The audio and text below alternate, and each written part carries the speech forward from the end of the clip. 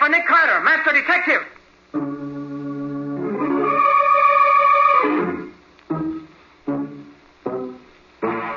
Yes, it's the case of the Dictaphone murder. Another case for that most famous of all manhunters. The detective whose ability at solving crime is unequaled in the history of detective fiction. Nick Carter, Master Detective.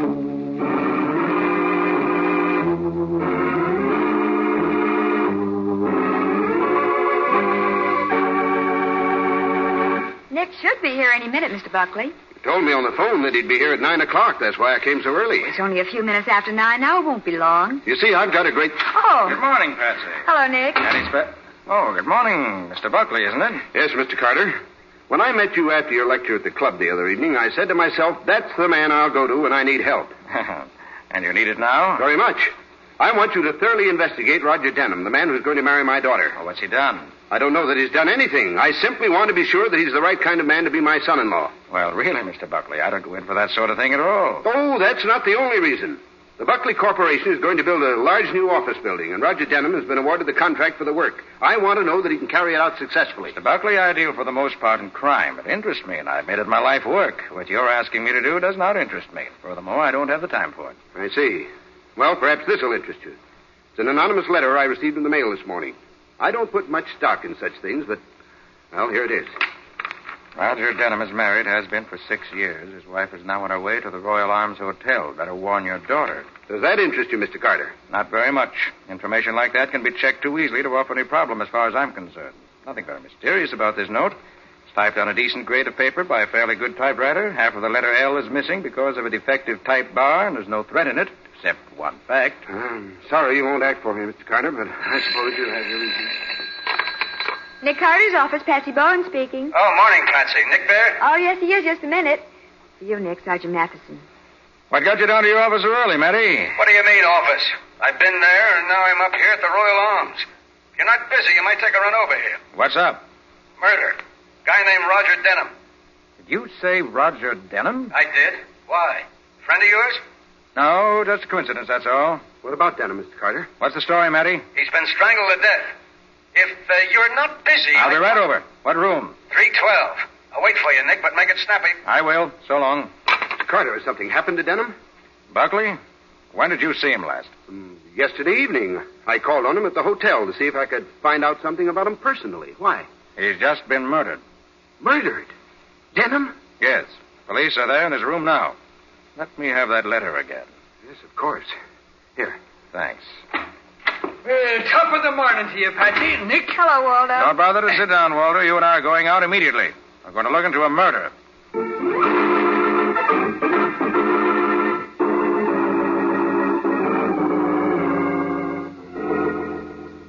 Hi, Matty. Well, Nick, you made good time.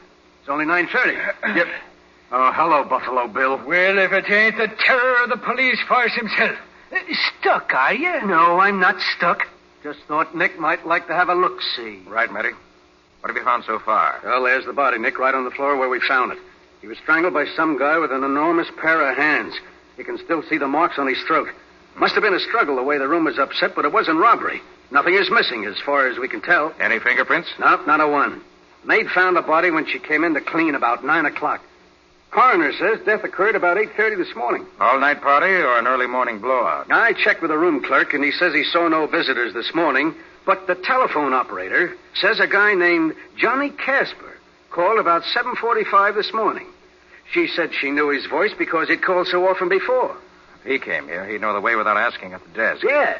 Said she wasn't listening, but she gathered from what she just happened to hear that Casper wanted to see Denham right away. Well, we can look into that when we... Wait. Room 312. Is Mr. Denham there? Who's calling? Mr. Allen of the Buckley Corporation. I'd like to talk to Mr. Denham. What do you want to talk to Denham about? Who are you? This is Nick Carter. I'm sorry to say you can't talk to Denham. He's just been murdered. Denham? Murdered? Did you say murdered? I did. What do you want to talk to him about? Why, I'm the chairman of the board for the Buckley Corporation. We've just awarded a contract to Mr. Denham for the construction of the Buckley building, and I wanted to make an appointment with him to settle a number of details. And you say he's... Unfortunately, yes, Mr. Allen. It's terribly unfortunate.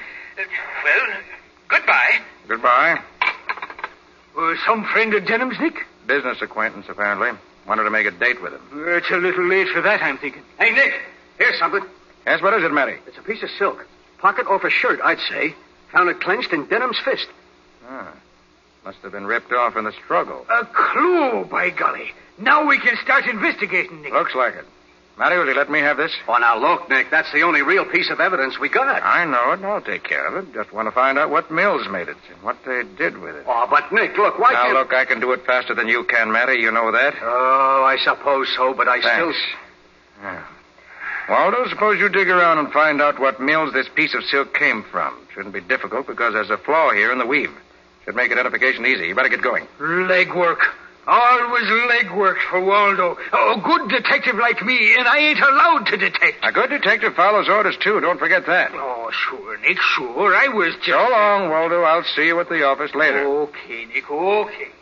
Well, Nick, I guess there isn't much else here we can see. I'll just take a look around while I'm here. Yeah. Huh? The room looks as if somebody'd been through it, looking for something. The way it's all upside down. Yeah, that's what I thought. What do you suppose he was looking for? I wouldn't know, Matty. You see this? Huh? This piece of wire sticking out under the closet door? No, what is it? Well, let's see. Hey, it goes up the closet wall and through the ceiling. The maid still here? Yeah, right outside. Hey, maid! Yes, sir? Who lives in the room over this? Nobody, sir. It's empty. Or it was yesterday afternoon when I cleaned it up about 4:30. That sounds suspicious in itself, an empty hotel room these days. Royal Arms? Desk clerk, please. Desk clerk. This is Nick Carter on the murder of Denham. Who has room 412? Mrs. Denham has it now, sir. Mrs. Denham? Yes, sir. When did she come in? Just a few minutes ago. Denham reserved the room yesterday for friends, he said. When Mrs. Denham came in, I supposed he meant it for her, so I gave it to her. I called Denham to check, but got no answer. What time was that? About 5 minutes to 9. Do you know anything about a wire in the closet of 312? A wire? No, Mr. Carter, I don't. That's all, thanks. Matty, I believe this wire is a part of the answer to this murder. Yeah? Let's go up and have a... Hey, that came from upstairs, Nick. Mrs. Denham, come on, Matty, hurry.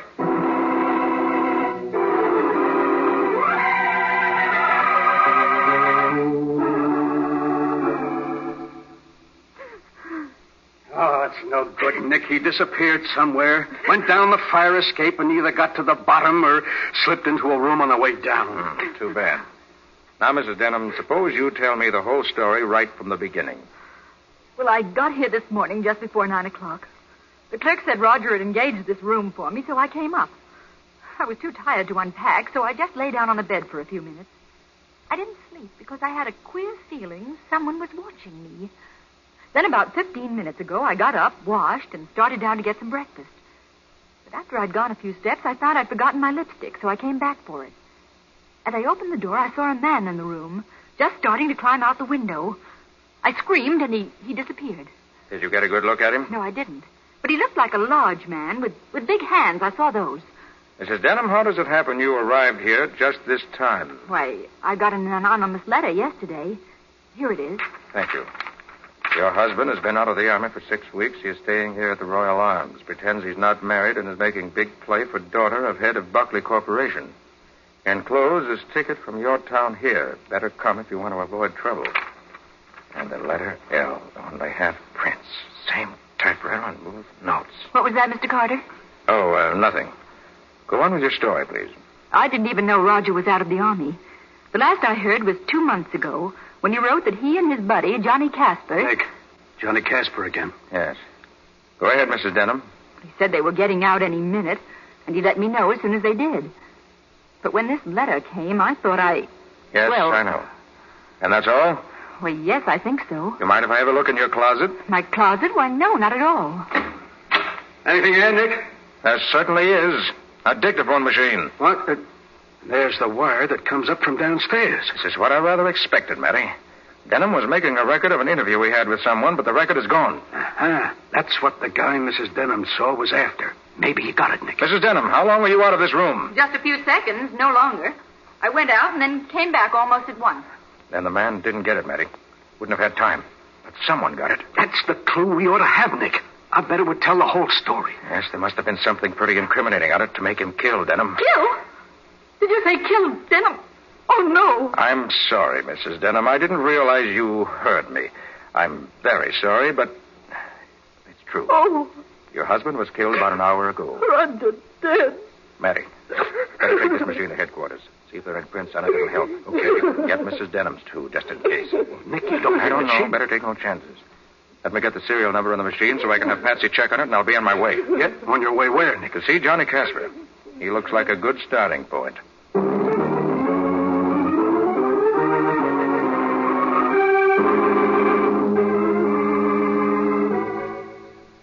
You see, Mr. Carter, we were buddies in the service. I liked Roger, so when we got out, I brought him back here with me. He'd been a contractor in a small town about 100 miles north of here, and I thought perhaps we could go in business together. I'm a contractor, too, you know. No, I didn't. Oh, yes, I've done some pretty big things for a young fellow.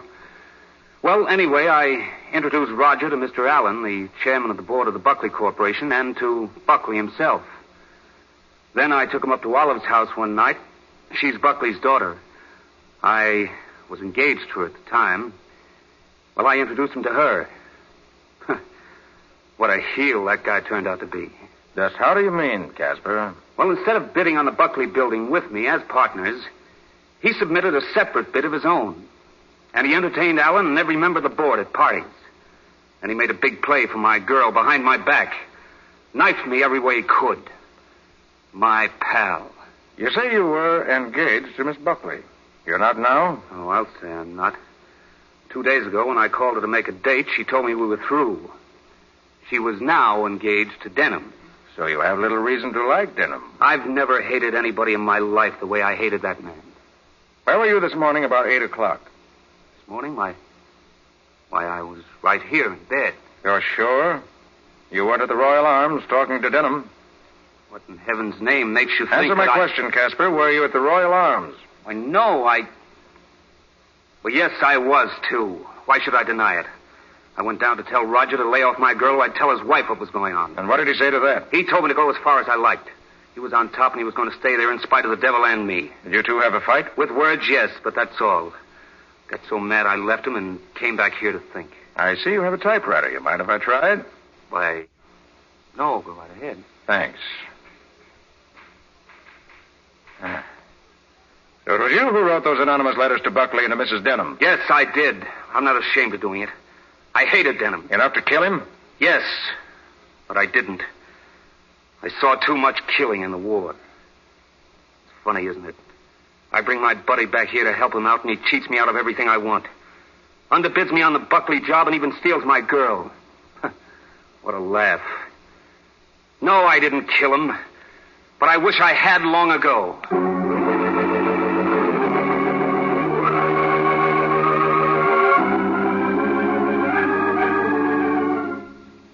Pardon me, but I was referred to you to... And am I glad you were? We don't get many in here like you, baby. I want to find out something about... I'm the boy that can tell you, baby. Anything you want to know. I have here the serial number. Now, look, let's not talk about numbers.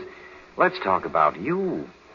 You're the number I'm interested in right now. Well, look, will you please listen? Am I listening to every word you say, gorgeous? Go ahead, talk.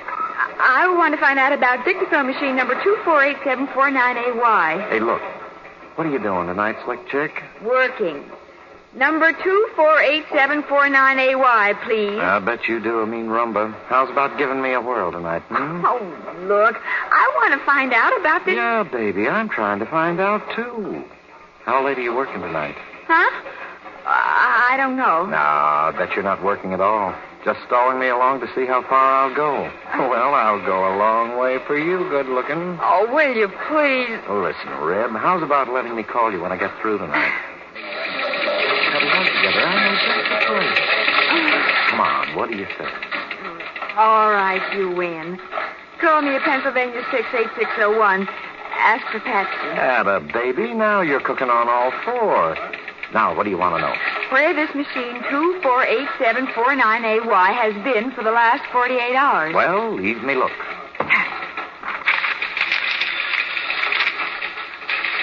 248749AY.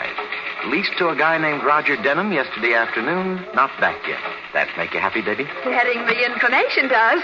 Thank you. Hey, you can't go like this. It's almost my lunch hour. How's about putting on a pair of bibs together down at Mike's place, You've got my phone number and my name, and that's all you're going to get from me. Goodbye. Oh, don't be like that, gorgeous. I just want...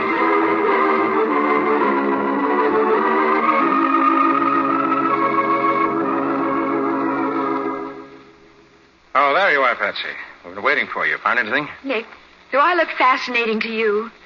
Hey, Patsy, this is police headquarters, remember? Other men find me irresistible.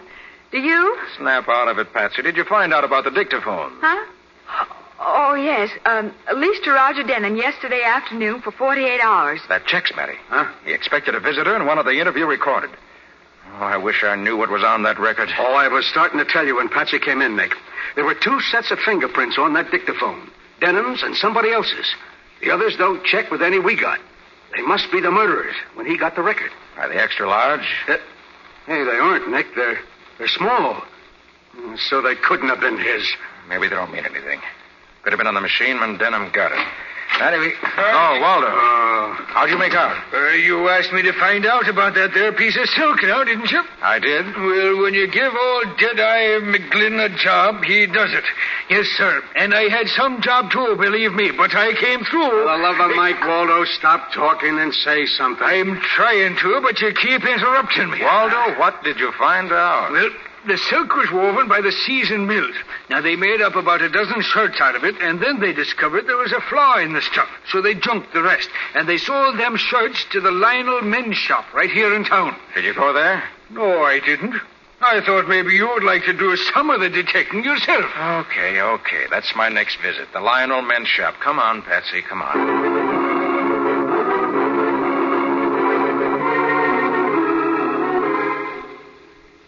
This is Buckley speaking. This is Nick Carter, Mr. Buckley. I find that you bought a dozen white silk shirts from the Lionel shop a few months ago. Yes, I did. They offered me a special price, I recall. Why? Did you keep them all yourself? Why, no, I didn't. I got them just before Christmas, and I gave several of them away as presents. Could you tell me to whom you gave them? Well, now, let me see. I remember giving Alan 3 of them, and I kept 5 for myself, I think. And the others... Oh, yes. My daughter Olive gave the rest to Johnny Casper so he'd have some when he got out of the Army. They were going around together at that time. Nobody else got any? I believe not. Couldn't swear to it, of course. All right, thanks. Sorry to bother you. Goodbye. What do you say, Nick? He kept some, gave some to Alan, and some to Casper. Casper? We keep coming back to him, don't we? Seems so. He certainly had a motive. But if he did it, where does the dictaphone come in? Yes, I see what you mean. But who else is there? Alan? Well, I suppose we better check on his whereabouts at the time of the killing this morning. Mustn't leave any stone unturned. Come on.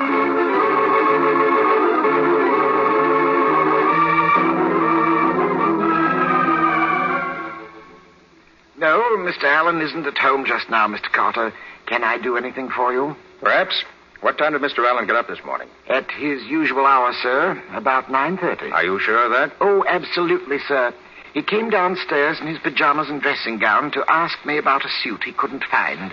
It was at the cleaner's. What time were you up this morning? I start work at 8 o'clock regularly, sir. It's my habit. And you didn't see Mr. Allen until 9:30? Why, no, sir. May I inquire why you're asking all these questions? You may, but I'm not going to answer just now. Thank you. Yes, sir. Thank you, sir. Come on, Patsy. Let's try something else. Maybe we'll have more luck there.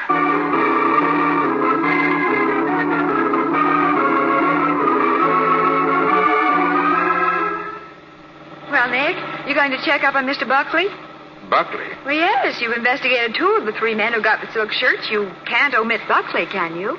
I suppose you're right, Patsy. We can't afford to... Oh, I wish I had that record Denham made. That would probably tell us the motive. Just now, we are completely missing a motive. Well, Casper had one. But as you've said, that doesn't account for the record. No, it doesn't. I wonder... Huh? What is it, Nick? Wait. I want to call Matty. I'm going in the drugstore here. Okay. I'll be right back. All right.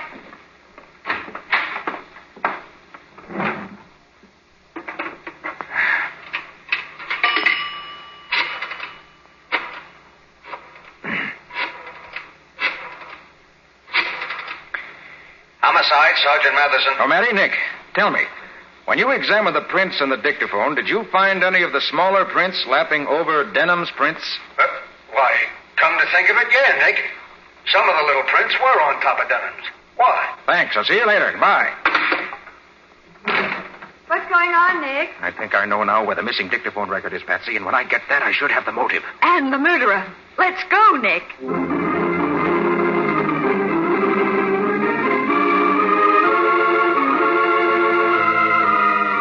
Oh, Nick, for goodness sake.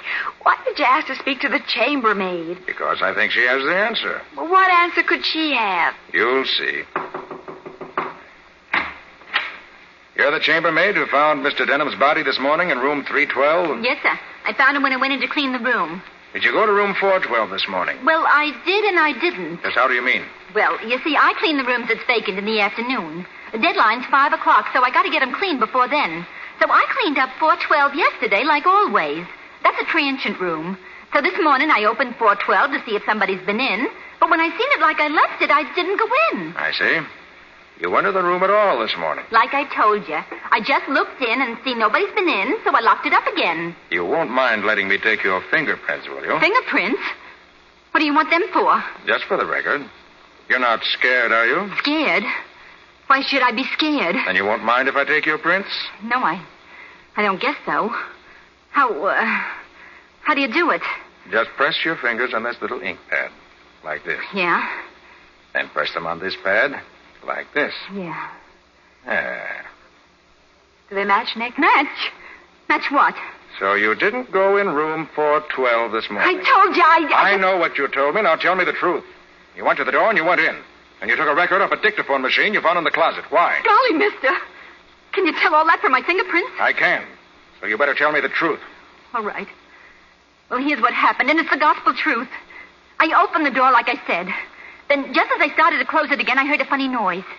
I listened, and it come from the closet. I looked, and there was a funny machine there with one of them trick kind of records on it. And you took it? Yeah. I didn't think it was stealing. I just wanted to see what was on it. So I brought it down here, and when I got a chance, I was going to play it on one of the machines in the office. But I've been too busy. Do you know that Denham was killed for that record? Honest, mister? And if the murderer finds you've got it now, you're next. Gee, I wouldn't like that. I don't want to be killed. And you better get me the record right now. Sure. Sure, mister. I got it hidden in one of the cleaning closets. I'll get it for you, honest. You wait right here. We'll wait. And then we'll play the record, Patsy. I've got to know what's on it.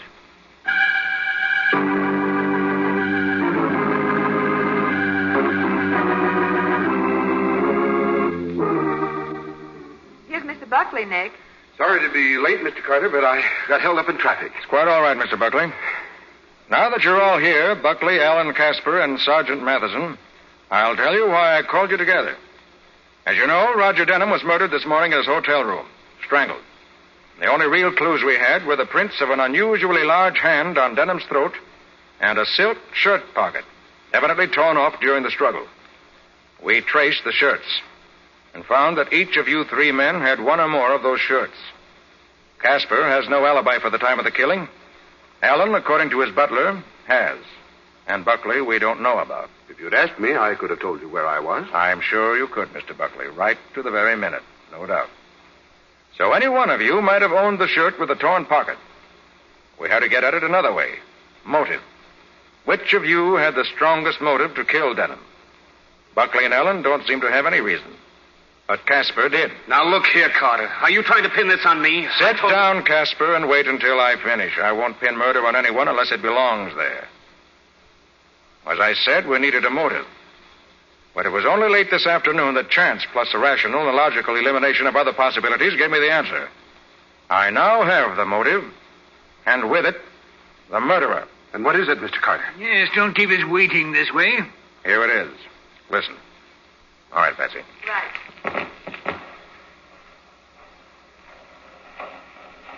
Hello, Allen. What brings you out so early in the morning? I think you know, Denham. Stop that machine. Give me that record. What's the trouble, Mr. Allen? I said stop that machine. I owe you Take some. that record and now. I want these gentlemen to hear what it says. Confound you, Carter. I'll put a bullet right in. Put a bullet nowhere, murderer. Give me that gun. Come on. Get it to me. That's better. All right, gentlemen. Now that Mr. Allen is quiet again, I'd like you to hear the rest of this record.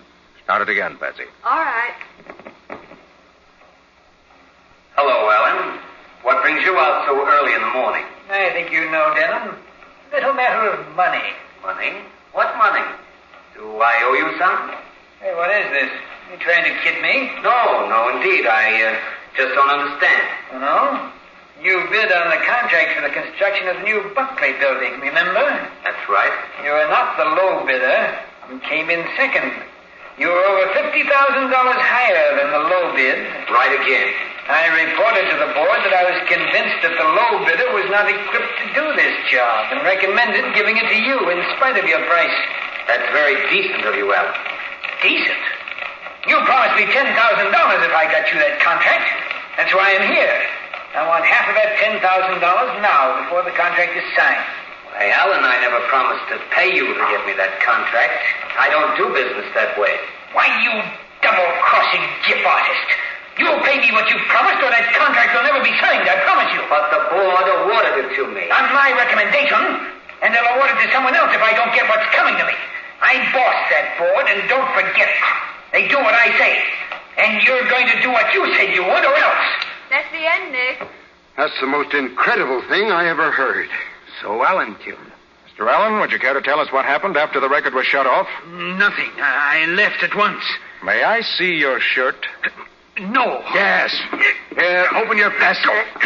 That's a good boy. Nick, he hasn't changed his shirt.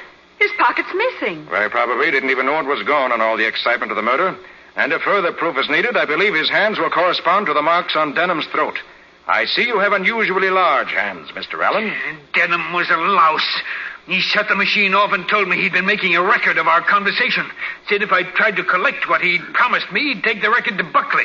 I knew that would ruin me, and so You killed him so you could find the record, so you could destroy it.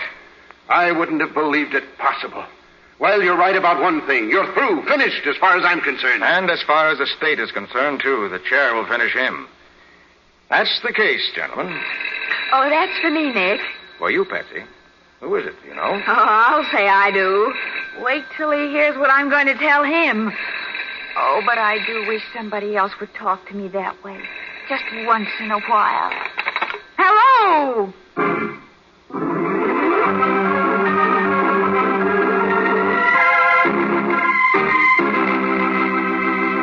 Well, Nick, isn't it about time for you to give us a glimpse into next week's story? Why, I shouldn't be surprised if you were right, Ken. Well, suppose you take over then. Right.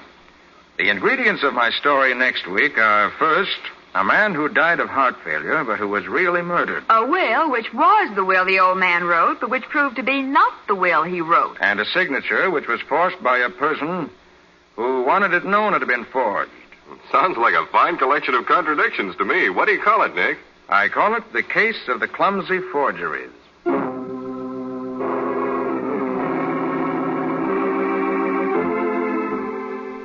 Nick Carter, Master Detective, which is produced and directed by Jock McGregor, is copyrighted by Street and Smith Publications, Incorporated. Pictured stories of Nick Carter appear in every issue of the Shadow Comics. In the broadcasts of Nick Carter, Master Detective, Lon Clark is starred as Nick, Charlotte Manson is featured as Patsy, Matty is played by Ed Latimer, Waldo by Humphrey Davis. Original music is played by George Wright. Script is by Jock McGregor and Peggy Mayer. Any resemblance in these programs to actual persons, living or dead, or to actual places is purely coincidental. Nick Carter, Master Detective, is presented over most of these mutual stations each week at this same time. This is Ken Powell saying so long until next week.